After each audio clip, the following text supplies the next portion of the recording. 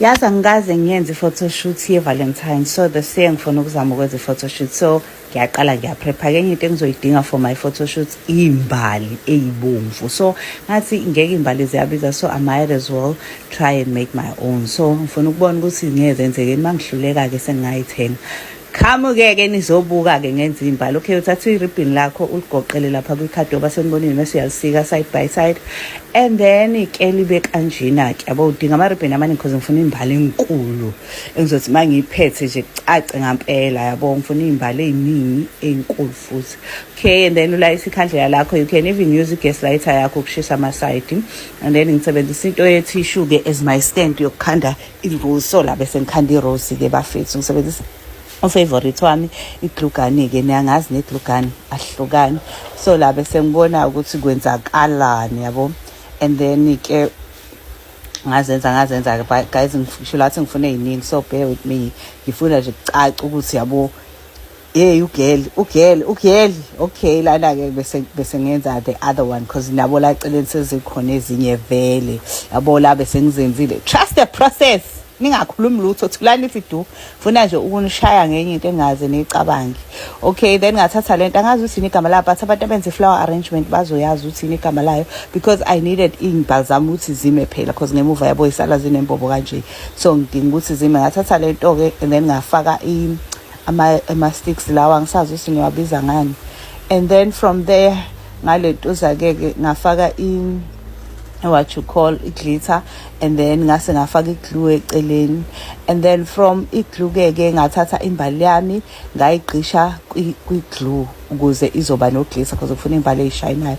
Ngayigqisha kwi-glue and then ngase ngayoyifaka kwi-glitter. Guys, ningamindi lezi zinto le-excess le izosuka bafethu. Okay, and then-ke ngase ngayithatha ngayodipha ku-glitter wami yabo, ukuze ngizoba ney'mbali ezishayini. So ngenza the same process for each and every one ngoba ngifuna zonke ekugcineni zifane. So nizobona bafethu, ngicela nje nithi stay tuned, ngizoyenza nani yonke le process le because ngiyayihalela le Valentine's photoshoots, angikaze ngiyenze, and nayo it's gonna be a DIY. Niyangazi mina ngu-DIY girl, so ngifuna ukubuka ukuthi ngampela ngingakhona yini ukuyenza lento. So la bengilokhu ngiqhubeka-ke ngidipha. Ngicela ukuthi nje nihlale nilinde nibone i-outcome bafethu. Ngizobuya nje no-part 2 sengizonikhombisa iy'mbali zami seyiphelele. Danko. Sanibonani guys, nawo uphathi kade nolindile. Okay, ngoba nibona zincane nje lezi imbali ngoba ezinye zisoma lapha kwefeni yabo, ayikakawomi, so ngisazomisa. Ngitheke-ke uqhubha isikhathi othi ngisika iphepha-ke ngizokhava ngalo-ke imbali yami ke. But then manje ngiyazi ukuthi leli phepha kulona elembali, ngicela ningangijaji ngisebenzise nginakho. Ngibona ukuthi uma ngi-order kashini it's too late for mama leso kuze kushaye umhla ka-20 February ngingakayitholi, so I might as well use what I can and what I have. So ngithole lona odoli bafethu eChinatown, ngathi hayi othi ngiyenzeke ngasale sengiwugqisha nawo, ngathi ngifuna nawo ube ingxenye-ke yale bouquet because nawo vele ngiyawubona ukuthi unokuba i-Valentine yabo. Hayi nokuthi kuvele nje ukuthi bekuyishuthi ye-Valentine because nangama-birthday senenze o-red rose, nangama-graduation. Manje bengifuna ukucacisile i-Valentine bakwethu nabo-red o-teddy bear ababomvu. Hayi okay, ngawufaka-ke ngoba nibona ngabe sibizwa ngani le-sports. Ngiyafisa ukwazi wazi igama lasangitshene guys. Okay, and then ngase ngawufaka-ke nabo, and then ngase ngaqala-ke ngaqisha iy'mbali zami-ke. Uma ufaka iy'mbali zakho make sure ukuthi zibheka phezulu because ama-side vele usazowakhava, so akekho umuntu ozobona ama-side. Into ebalulekile iphezulu lembali yakho. So ngaqala-ke ngayifaka-ke iy'mbali zami zibe u-2 izinto engibe unhappy ngazo ngenkathi ngifaka le mbali. One ukuthi kuvela ugreen lo engofake ngaphansi, lo ebengifaka ngawo le stick lesi ukuze sibambelele, but lokho ngizokusotha out. Imbali yami bathi phela nizoyibona, so bengaveli green kungaveli nalo white. Lo white ngokuthi glue ibingakomi kwezinye indawo, but nisazoyibona kahle imbali yami masiphelile.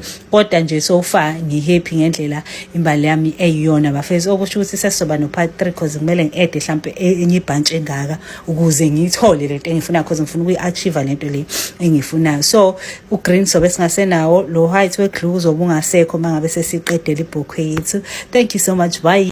Sanibonani-ke guys, part 3 lo, which is the final part. Okay ke la bese ngi-edile-ke ezinye amanye ama-roses yabo isithe ukuba nempilo kancane, even though I'm not 100% happy ngosize weyimbali ukuthi zingaki, but ke I can work with what I have, at least kungconyana kunaleyo kya. So ngase ngathe iphaki la ezansi ukuze zingangikwazi phela imbali yabo zingabe futhi nogqinsi lapha ezansi.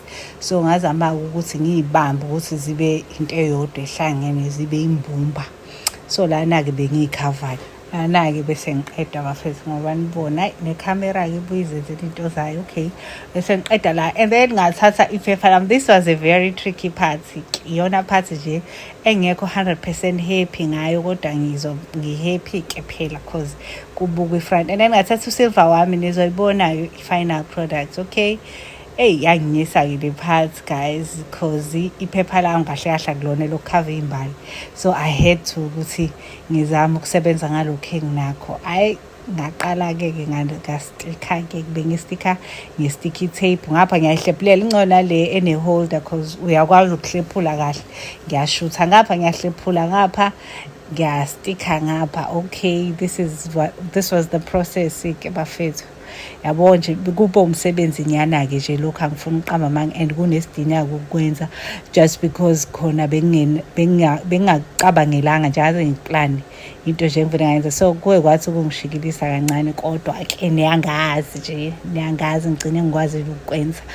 Okay-ke la bese ngiqala phansi nibonisa ngifike ngenza kwabe ngathi ngiyahluleka, la bese ngiza nayo-ke la bese nginayo-ke i-idea yokuthi ngiyenzani-ke la. Ngathi ngwafake-ke amaphepha ama-silver. Angazi guys, kufanele ngi-advise if I should change ukhala wephepha noma usilver uzoba muhle vele ey'thombeni. Angikho 100% sure, kodwa-ke nibukeni mese niyasho ekugcineni ukuthi how do you guys feel. Ngi-happy but ngisangayithathi i-advice kusa-early guys, i-photoshoot ayikakenzeki, isazokwenzeka. So le process-ke nje ibidika sana, kodwa-ke bekumele ngiyenze phela yabo. Lana-ke bese kuhlangana ngampela nami bese ngiyibona ukuthi ngiyenzani bafethu-ke. I-bottom ingaphandle lakhona ngisazolifaka i-ribbon, ngigcine ngalifakanga-ke i-ribbon, but this was the final product. Ithe ukuthi ngishuthele yabo, ngisazoyikhava nge-ribbon la ngemuva, ingakho ngibambe ngalo plastic omhlophe ngenzeka ukuthi phela ningaboni nani yimbi kakhulu. And then okuningi senokubona kwi-photoshoot-ke masikhavwe kahle nge-ribbon, but so far this is the final product. Ngi-happy sana, ngi-happy. Thank you. Blessana ma-order. Bye-bye.